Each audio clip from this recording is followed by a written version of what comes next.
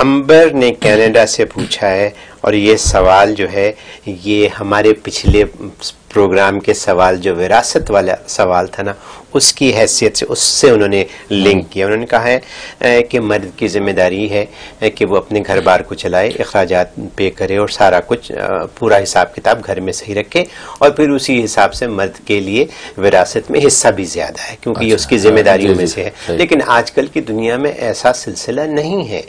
मर्द अपनी बीवियों से कहते हैं कि वो बराबर का हिस्सा डालें, घर में नौकरियां करें और आमदनी हो ताकि घर के अखराजात मर्द और औरत यानी हस्बैंड एंड वाइफ मिलकर चलाएं।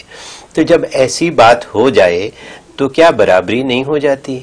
और जब बराबरी हो जाए तो क्या विरासत में बराबरी नहीं होनी चाहिए? अच्छा सवाल, अच्छा पॉइंट आपने उठाया। देखिए बात यह है कि शरीयत ने जो उसूल बना दिए वो आपके नफे का उसूल है। ये आपने जो बना लिया म्यूचुअल अंडरस्टैंडिंग के साथ आपको खुद साख्ता बनाया हुआ उसूल है। शरीयत आपको नहीं कहते आप ये बनाए।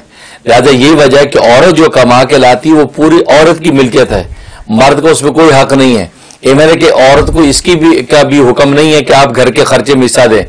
जैसे आप आपस में कंप्रोमाइज कर लेते हैं कि बिल तुमने पे करने, ग्रोसरी मैं लाऊंगा और ये मेंटेनेंस तुम ठीक कराओ, बच्चों के कपड़े तुमने खरीद, ये आपकी अपनी मर्जी की है, शरीयत ने आप पे नहीं डाला। औरत जो कमाए पूरा औरत का है, उसमें एक पाई भी खर्च करने का हुक्म नहीं है। औरत को इतनी अहमियत दी है शरीयत ने। मर्द सब कमाए, सब ग्रोसरी लाए, कपड़े लत्ते बिल सब पूरे करे। और आप भी अगर जॉब करती हैं तो आप एक पाई ना दें, सारा आपका है। तो ये तो आपने खुद अंडरस्टैंडिंग करके देना शुरू किया है। तो शरीयत जो उसूल बना चुकी है वो उसूल क्यों बदलेगी? आप अपने आप को बदलें, अब शरीयत को क्यों बदलते हैं? आप ना दें, मर्द से कहे ठीक है मैंने पढ़ा, मेरी स्टडी, ये तो आप खुद उसके साथ कंप्रोमाइज करके देने लग जाती हैं। शरीयत कहती है कि जब ये गैर जरूरी चीज अपने ऊपर जरूरी कर ली है तो फिर आप भुगतें। जैसे हमारे दादा पीर फरमाते थे शेख ज़करिया रहमतुल्लाह अलैह, फरमाया उखली में सर दिया तो डंडा तो पड़ेगा। जब खुद ही आपने ओके कर लिया है तो ठीक है, वरना आप पर कोई जिम्मेदारी नहीं है। सारा औरत कमाए तो उसका सारा अपना है, वो मर्द को एक पाई ना दे।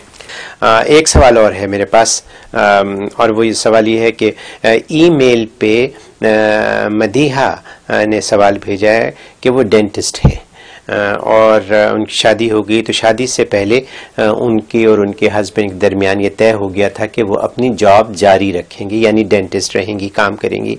अब उनकी मदर इन लॉ शायद उनको ये जॉब करने से रोक रही हैं। ज़ाहिरी बात है कि वो अपना करियर जो है वो गिव अप नहीं करना चाहती क्योंकि बड़ी पढ़ाई की है, डेंटिस्ट आसानी से नहीं बनता इंसान।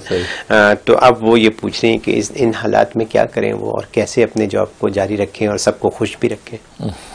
ये तो सास बहू का झगड़ा शुरू हो गया और सास बहू का झगड़ा हुआ है कि जो कभी सॉल्व होने वाला नहीं है।